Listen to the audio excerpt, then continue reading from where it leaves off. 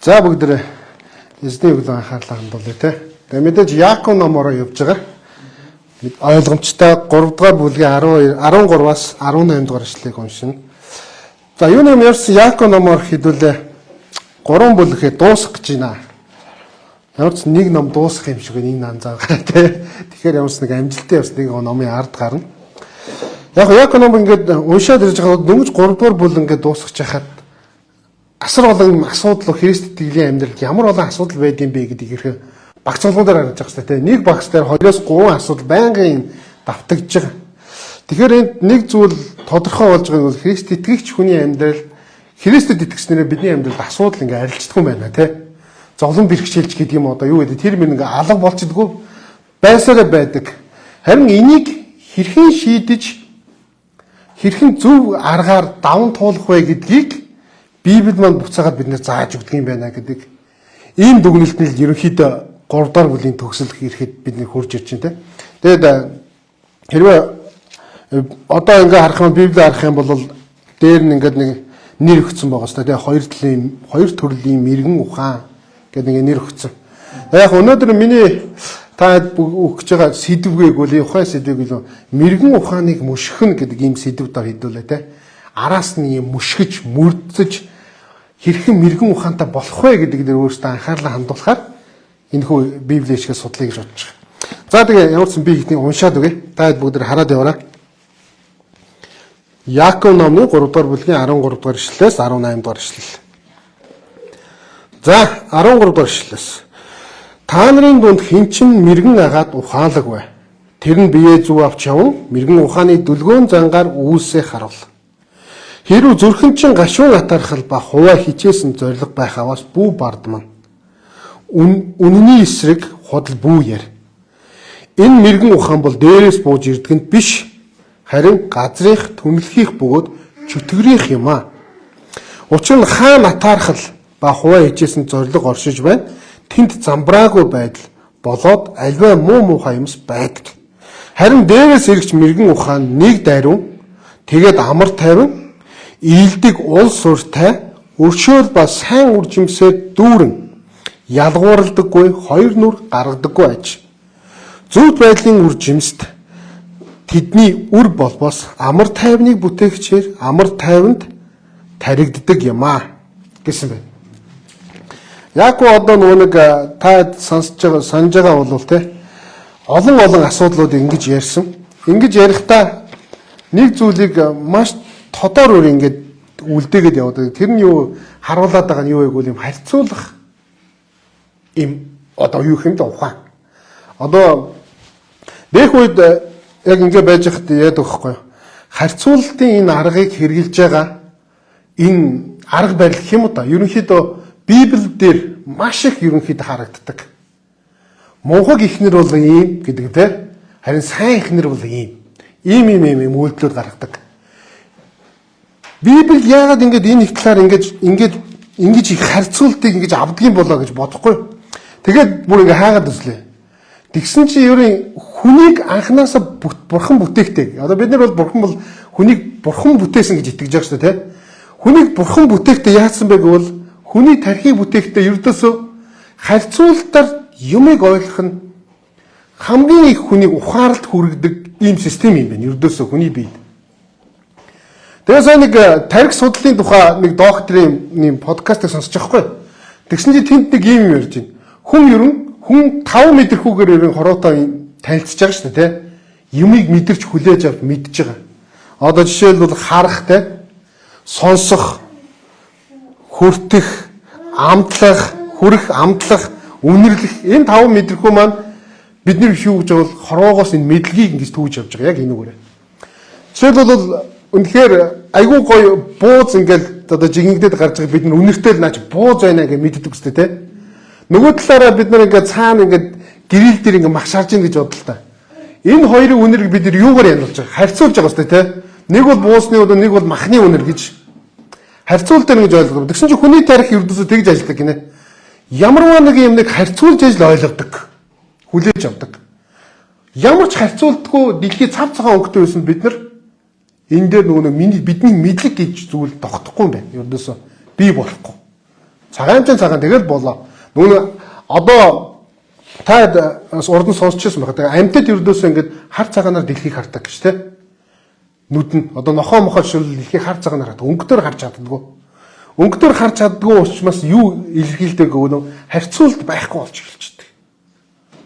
Тэгэхээр энэ ойлголтод харьцуулт нь хүнийг ийм мэдлэгийг ийм өндөр түвшинд буюу энэ хүмүүсийг яг тэр эрдэмтэн юу гэж яаж бол хүмүүсийг ингэж бусдаас илүү хүчрхэг болгож байгаа зүйлний энэ зүйл харьцуулах ийм ухааны зүйл гинэ. Тархинд бий болж байгаа зүйлс. Тэгээ Библиэлд бодохгүй юу? Тэгсэн чи Яаковын бид нэр ингээд түүхээ урдлаас ингээд харах юм болгоно ингээд харьцуулж бичсэн байгаа нэ. Одоо энд юу харьцуулж байгааг бол мэрэгэн ухааныг хүртэл дотор юм хоёр харьцуулж ингэж ялгаж харуулахыг зорж байна. Тэгэхээр харьцуулж ингэж ойлгож байгаа бидний толгой бидний тарих яаж ажилдаг вэ гэвэл энэ муу, энэ зөв. Энэ хоёрыг бид нар харьцуулснаар мэдчих вэ? Тэгэхгүй бол яг нэг ижлэх юм байгаад бид нар харьцуулж чадахгүй байна шүү. Тэгэхээр бидний мэдлэг толгойд үүсэхгүй одоо нөгөө мэрэгэн ухаанаар бусдад гаргах ялгах чадвар нь байхгүй болчихно гэсэн. Тэгэхээр бид нар энэ харьцуултыг харьцуулт жишээгээр Яаков ингэж бичээд байгаа нь биднийг илүү сайн энэ ойлгуулахын тулд нөгөө бидний бүтээсэн бурхан дамжуулсан ариун сүнсээр дамжуулж энэ бие бичигдэж байгаа болохоор яалчгүй бидний бүрэн мэддэг учраас ингэж бичсэн байгаа хөөхгүй. Тэгээд энэ харьцуултын ухаанаар цааш нь явж байгаа те. За эхлээ харах юм бол ингэж байгаа. Хэрв зүрхэнд чинь гашуун атаархал ба хувиа хижээсэн зориг байх аваас бүү бардам нь үнний эсрэг худал бүү яар гэдэг. Тэгээ 15 дээрээс нь болохоор энэ мэрэгэн ухаан бол дээрээс бууж ирдэг нь биш юм а гэж хэлж байгаа. Энэ газрынх гэж ингэжсэн. Өөрөөр хэлэх юм бол газрын мэрэгэн ухаан ба тэнгэрийн мэрэгэн ухаан байдаг гэдэг тухай Яаков шууд салгаж өгч байгаа. Тэгээ энийг мэрэгэн ухааныг ингээ харахаар ийм нэг ойлголт байна. За бид нар Библи, Google ч юм уу хаанаас ч юм хайх юм мэрэгэн ухаан гэдэг ийм тодорхойлолтыг ингээ хайх юм бол шүү дээ. Нэг ийм тодорхойлолт байж болж хамгийн боломжтой хоёр тодорхойлолтыг би авсан заяа. Нэгдүгээрт нь болохоор мэдлэг хоримтлагдаж тодорхой төвшин гэж байгаа байхгүй. Тодорхой төвшөнд хүрэхээр мэрэгэн ухаан болно гэж үзэж байна. Дэлхийд юу нэг харж байгаа хандлага шүү дээ. Хоёрдугаар нь өгвөл мэдлэг туршлагатаа тулгуурлаж буруу зөвийг ялгах чадвартай болж ирсэн хүнийг ерөн мэрэгэн ухаантай хүн гэж үзэх гээд байна. Энэ хоёр хоёулаа нэг зүйлийг шууд зааж байгаагүй бол мэрэгэн ухаан бол нөгөө чадвар, скил гэдэг байгаа байхгүй чадвар. Энийг хүн нэг одоо дууд сурж байгаа шиг те. Одоо барилга барьж сурж байгаа шиг, гитар тоглож сурж байгаа шиг энэ бол ур чадвар юм шүү гэдэг тухай ярьж байна. Гэтэл Библиэлд яаж байгаа бэлээ? Яаков ном эхлэлдээ нэг гэж хэлдэг те. Хэрвээ ийм асуудал дөрвөл мэрэгэн ухаантай болохын төлөө Бурханаас гуугаарай гэж залбираарай гэсэн байдаг. Нөгөөтэйгөр хамгийн их мэрэгэн ухааны тухай дэлхийд буу яригдаг. Тэгээ Соломон хаан хүртэл мэрэгэн ухааны гуйсан тухай ярьж байгаа залбираад. Ингээд мэрэгэн ухааны ийм асуудлууд ингээ гараад ирэнгүүт би боцох. Өөрөөх одоо хувийн дүгнэлт хийж ийн гэсэн үг шүү дээ. Мэрэгэн ухаан залбираад шууд ирчтэй юм уу? Эсвэл бидний суулгадаг ур чадвар юм уу? Та юм аль нь гэж бодож байна, тэ?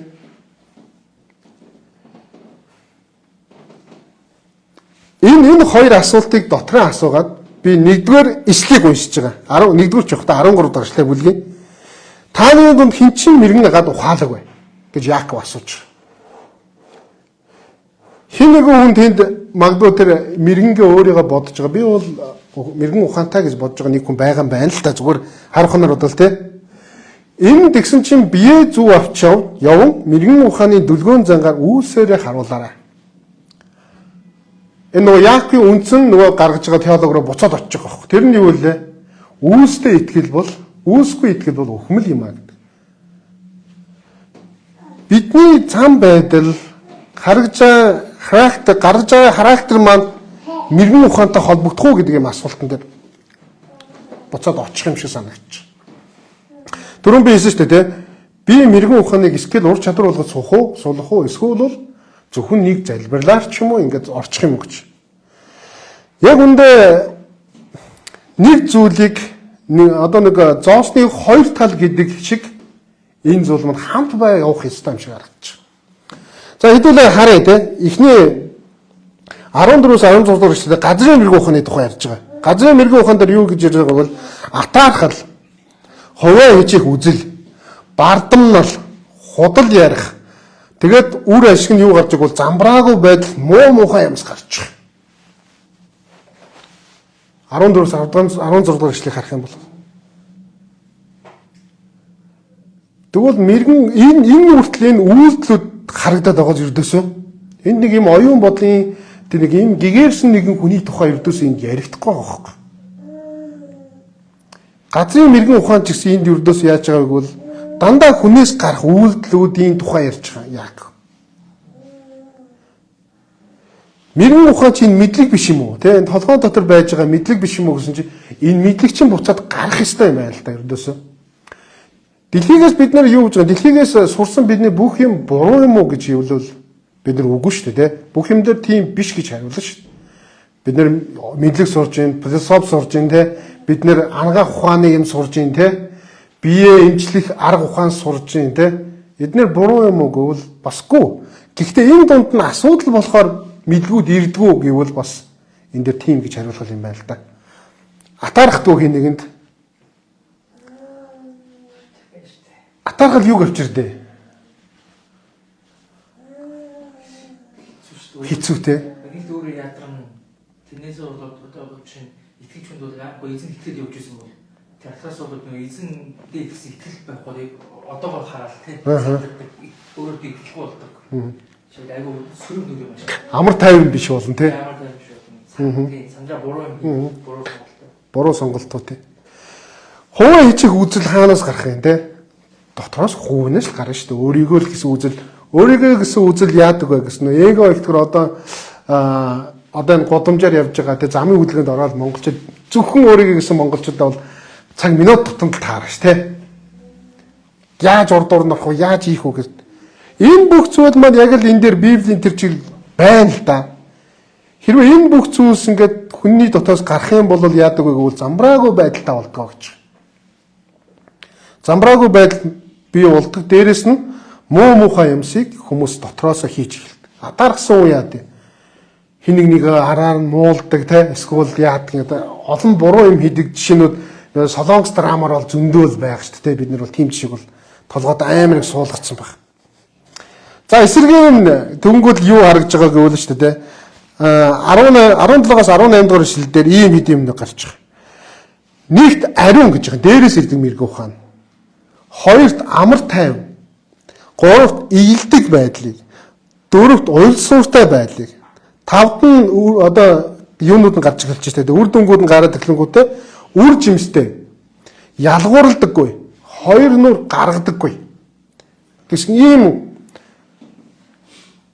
үйлдэлүүдийг одоо юу дээрээс ирдэг мэрэгэн ухаанаас ингэж гарч ирдэг гэж ярьж байна. Дөрөв Соломон хааны тухай бид нэр ярьсан те. Соломон хаан бол мэрэгэн ухаанаараа дэлхийд алдарсан хаан гэж ярьж байгаа. Тэр хүний хийсэн үйлдэлүүд нь юу байсан бэ гэвэл ихэнхдээ шүүхийн өмнө ирж байгаа хүмүүсийг алин зөв алин буруу гэдэг маш мэрэгэн ухаанаар ялгаж хардаг байсан тухай юм ярьдаг. Тэгэхээр энэ ялгаж хардаг энэ чадвар нь ийм тухай ярихдаа мэрэгэн ухаан гэж ерөнхийдөө ярьж байгаа. Тэгэхээр энэ мэрэгэн ухааны тухай яриад хэлэхээр юу вэ гэвэл энд бас л үйлдэлүүдийн тухай гарч байгаа. Энэ ариун гэдэг үг нь яг англи библиэд poor гэдэг байгаа. Тэгээд энийг яхаар Библийн тайлбарлагч комментарий дээр нэг хүн ингэж бичсэн байгаа. Ром 7:12 дээр байдаг. Хууль болон тушаал бол ариун юмаа гэсэн. Эзэн бол ариун юмаа гэсэн энэ үгийг яг энд хэрэгэлсэн гэж үзэж байгаа. Тэгэхээр дээрээс ирдэг мэрэгэн ухаан бол хууль болон бурхны тушаал бол ариун.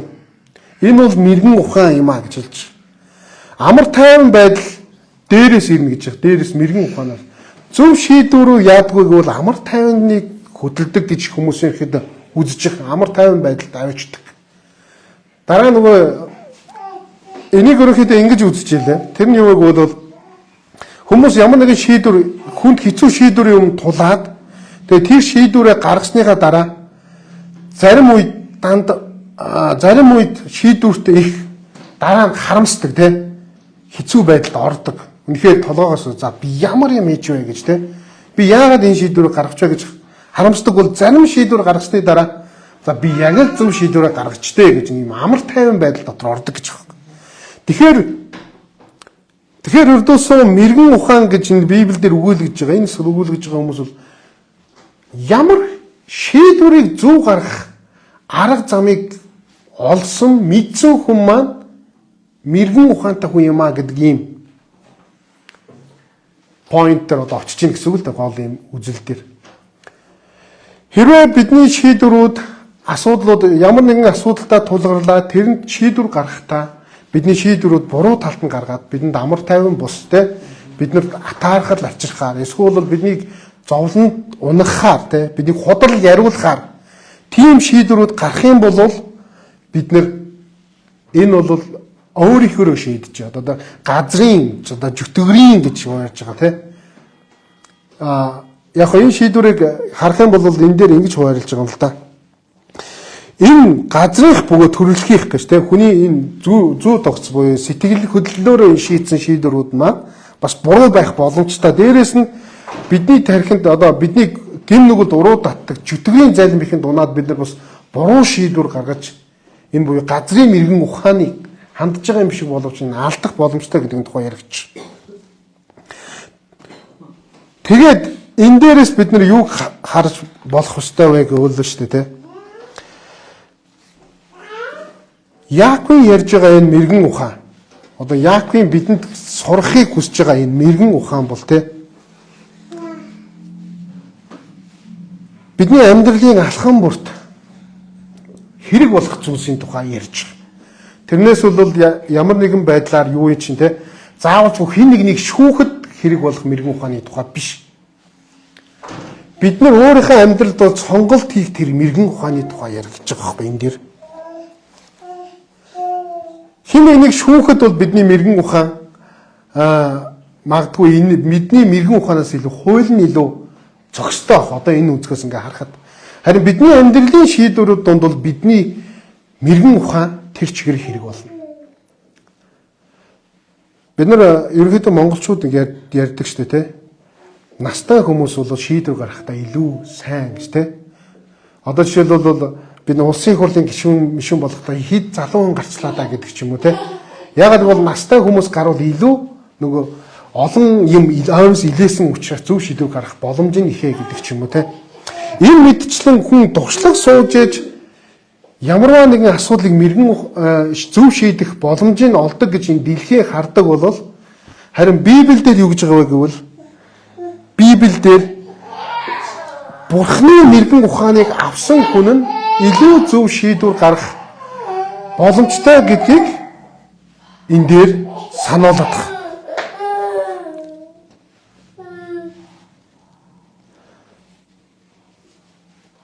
Та өөрийгөө зөв шийдвэр амьдралдаа ерөн ихэнхдээ зөв шийдвэр гаргадаг гэж боддог.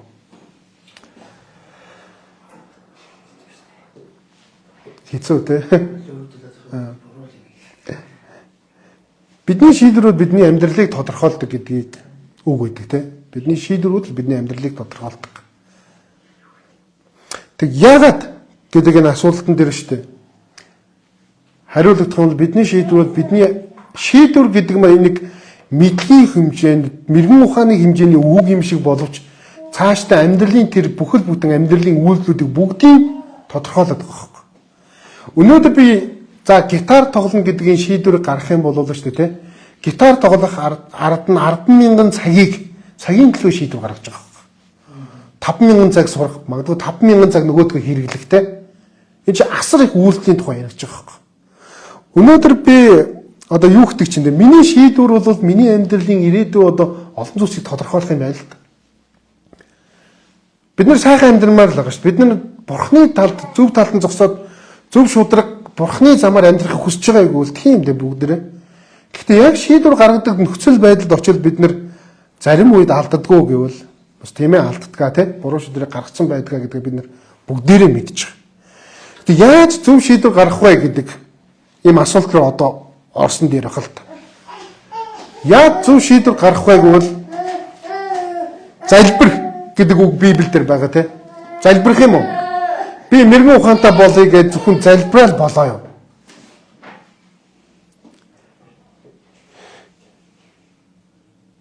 Хэрвээ түрүүний нөгөө хэдүүлгийн ярьсныг буцаад эргээд дурслуул мэдлэг болоод залбирал нь яг зоосны хоёр тал шиг тэнцүү явах ёстой гэдэг ийм дүгнэлтэнд хүрч байгаа. Яаков яах гэж энэ захиаг бичиж байгаа юм те? Энийг бидний толгойд суугдаж мэдлэг болоосоо гэж бичиж байгаа шүү дээ. Өөр бол ердөөсөө ямар нэг юм цаасны гар зулж байгаа шүү дээ. Ингээд бичээл ингээ явуулах ямар шаардлага байхгүй. Энэ хүрээ бидний тархин мэдлэг болж үлдэх юм бол яах вэ гэвэл дараагийн шийдвэрүүдэд бид нар энэ мэдлэгийг хэрэглэнэ гэсэн үг. Та нар санаж байгаа 3 дугаар бүлгийн эхний үед хилээ ханзаарлах тухай ярьсан тийм. Энэ одоо бидний тархин суусан уу? Суусан шүү дээ тийм. Дараа нэг асуудал гарахад энэ гараал ирнэ тийм. Бусдыг ялгарлахаар сэрэмжлэх ёстой юу? Сэрэмжлэх ёстой. Бид нар хин нэгэндээ ялгууртай харилцаж байгаа юм биш үстэй гэж тийм. Бид нар сорилтыг өөрөөсөө сорилтонд унаад байгаа юм биш үстэй тийм. Итгэлийн сорилтыг бид нар даван туулах ёстой юу? Тийм. Одоо бид нар Яаковс гэдэг юм олон мэдлгүүдийг толгоонд суулгаж байгаа. Энэ мэдлэг дээрээ тунцгуулаад бид нар ирээдүйд ирэх асуултуудаа бид нар шийдвэрээ гаргах ёстой болж байгаа. Мэргэн ухаан хаанаас ирдэг вэ гэсэн чи эзнээс эмээхэр гэж бид нар ярьж байгаа тийм. Сургаалт төгс номны 9-р бүлгийн 10-р ишлэлээр юу гэж байгаа. Эзнээс эмээх хүн мэргэн ухаан юм аа гэд маш тодорхойлоод өгсөн Библиэлд. Эзнээс бид нар яаж эмээх юм? Эзнээс эмээн гэдэг бол бид нар Библиэс уншсан, мэдсэн, энэ Библиэс авсан мэдлгүүдээрээ шийдвэр гаргахыг хэлээд байгаа хөөх. Тэр шийдвэр нь зөв шийдвэрийн тухай яригч. Тэрнээс биш бид нэр төрхөөс бий болсон энэ мэдсэн сурсан зүгээр энэ дэлхийгээ сурч мэдсэн юм дээр шийдвэр гаргахаас илүүгээр Библиэс сурч мэдсэн мэдлэг дээр тулгуурлаж шийдвэр гаргавал бидний амьдрал илүү нөгөө нэг амар тайван байх тухай яригч. Тэгэхээр хамгийн сүүлийн ишлэлдэр нь тэгж байгаа шүү дээ. Зүуд байдлын үр жимс тэдний үр болбоос амар тайвны бүтээгчээр амар тайванд таригддаг юм а гэж. Амар тайван байдал ирэх нь биш үү? Бид нэр зөв талд зогсвол. Колосой номны 2-ын 3 дугаар ишлэлдээ юу гэсэн байдаг вэ? За бүгдээр харчих те. Колосой номны 2-ын 3 дугаар ишлэл.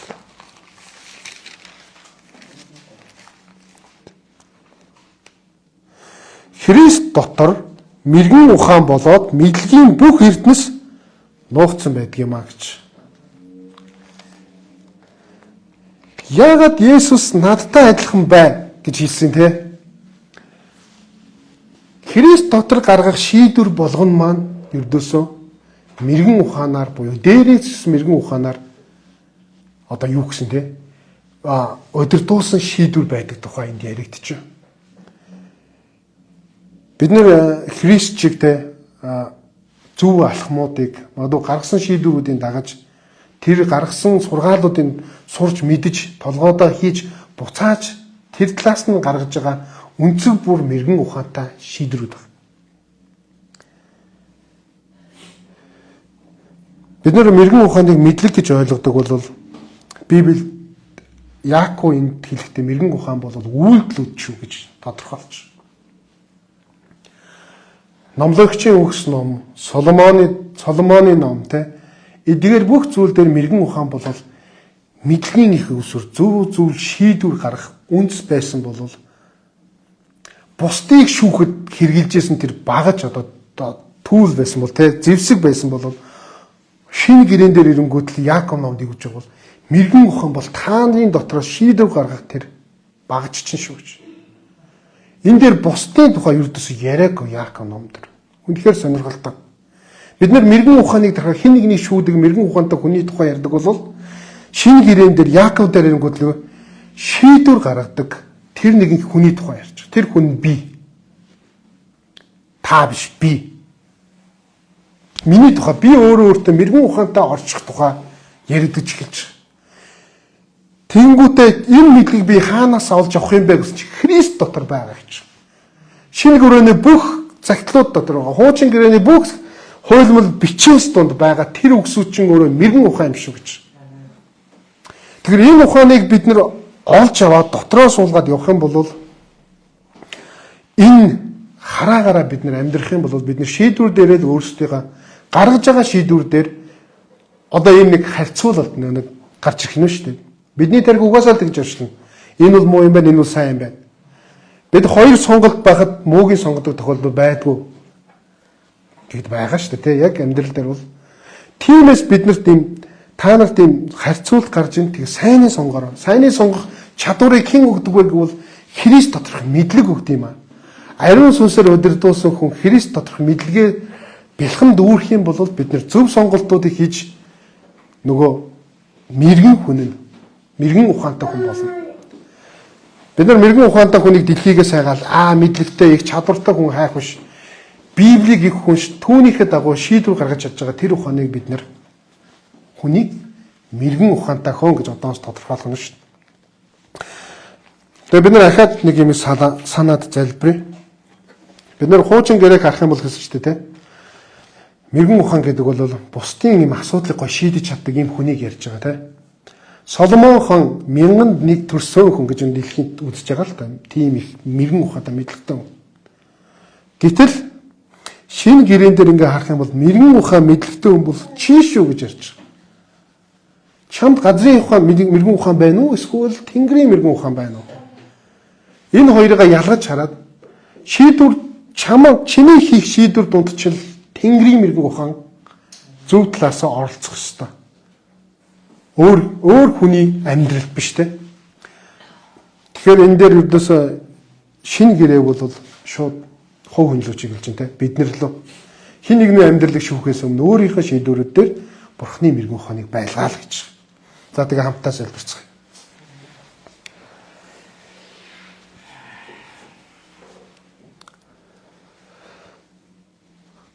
Гайхамшигт Бурхан эцэг аваа тань талархъя. Та биднийг бүтээхтэл өөрийнхөө дүр төрхөөр бүтээсэн, өөрийнхөө ойлголтоор бүтээсэн, хинж тайлж уншиж чадах хэцүүгээр бүтээсэн. Гэхдээ эзэн та биднэрт өөрийнхөө угийг өгөхдөө бидний тарих хэрхэн ажилдыг тодорхойлж, мэдээж тааруулж бичиж өгж байгаад баярлалаа эзэн минь. Бид нар харьцуулан бусдыг юмсыг ойлгоход үнэхээр сайн байдаг учраас биднийг энэ арга замаар бидэнд үгээ хэлж байгаад баярлалаа Бурхан минь. Тэгээ онцгойлон эзэн минь таны дотор бид мэрэгэн ухааны гуйж байна. Үнэхээр мэрэгэн ухаан буюу таны доторх таны хүүгийн дотор байгаа тэдгээр бүх зүйлсийг сурах нь мэрэгэн ухаан юм аа гэж та тодорхойлсон эзэн минь. Тиймээс бид таны өгтөй ойр байж, таны итгэж найдах хүмүүстэй ойр байж амьдралыг үнэхээр зөв дээрээс ирдэг мэрэгэн ухаан дотор шийдвэрүүдээ гаргахад та туслаарай хэмээн гуйж байна. Бидний ирээдүйд хийх олон зүйлсүүдийн дээр, олон шийдвэрүүдийн дээр та хамт байж биднийг үнэхээр тэнгэрлэг мэрэгэн ухаантай байлгахад тэрийг ашиглахад та туслаарай. Энэ сууж байгаа хүмүүсийн дээр таны нэгүсэл, таны ерөөл, таны ивэл дүүрнэс дүүрэн бохолтгой. Эзэн Иесус Христийн нэрээр гон залбирч байна. Амен. За эзэн алтарч холтгой.